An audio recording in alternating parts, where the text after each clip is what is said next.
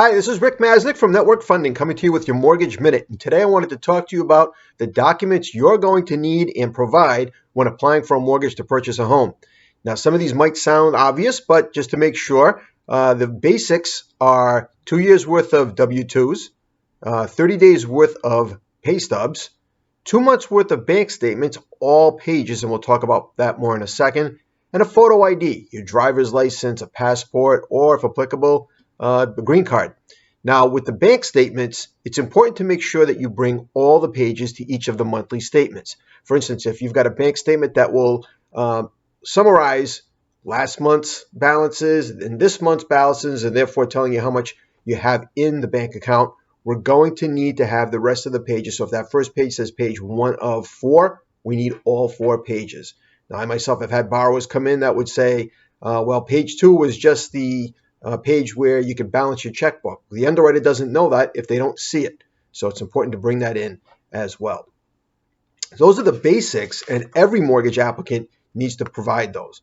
But there are some other documents you might need when different life-altering events have occurred for you. If you're divorced, we're going to need to get a copy of your divorce decree.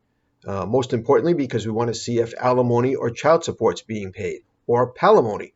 This is 2019, almost 2020.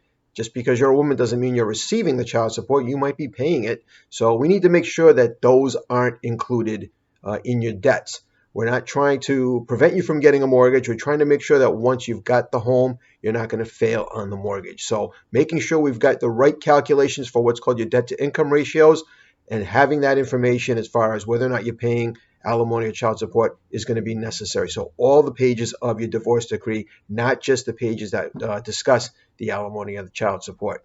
Now, you may have filed bankruptcy in the past, and unfortunately, credit reports don't always have the most accurate information. So having a copy of your bankruptcy petition and even the discharge are significant as well, just to make sure that all the debts that are on the bankruptcy are reflected correctly on the credit report. I've seen people who have filed bankruptcy. There are accounts that were included in the bankruptcy, but they don't have a zero balance on the credit report. Not only can we get those items corrected for you on the credit report, we can now make sure that those bills are not included in your debt to income ratio as well.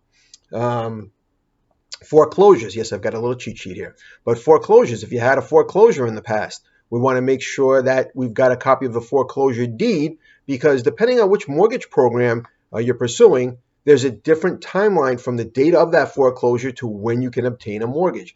FHA has a requirement of waiting 3 years from the foreclosure before applying for a new mortgage. But a conventional loan requires 7 years. So having the foreclosure deed and making sure we've got accurate information, because again, it could be wrong on the credit report, will ensure that you're going to get the mortgage and get the approval that you're looking for. There might be inquiries on your credit report. If you went and applied for a Home Depot card 2 weeks before applying for the mortgage, we're going to want a letter of explanation to say, yes, I applied for a Home Depot credit card, because sometimes it doesn't say Home Depot. It says the bank that Home Depot finances their cards through. And we're also going to want to know if you, in fact, got that card. And if you did, we're going to need to get a copy of a statement or terms and whatnot to make sure, again, that we've got your income or your debts and income to a debt to income ratio calculated properly.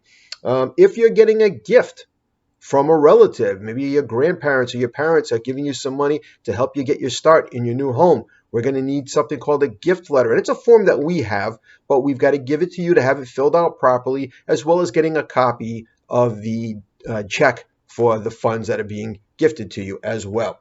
And that pretty much wraps up the documents that you need for purchasing a mortgage. On a case-by-case basis, there may be something else. But if you have those first few things that I mentioned at the beginning of this message, the W-2s, the pay stubs, the bank statements, and the photo ID, you're going to be well ahead of the game, and then the other items will fall into place as your originator sees fit. That's your Mortgage Minute for now. I'm Rick Masnick with Network Funding. Take care.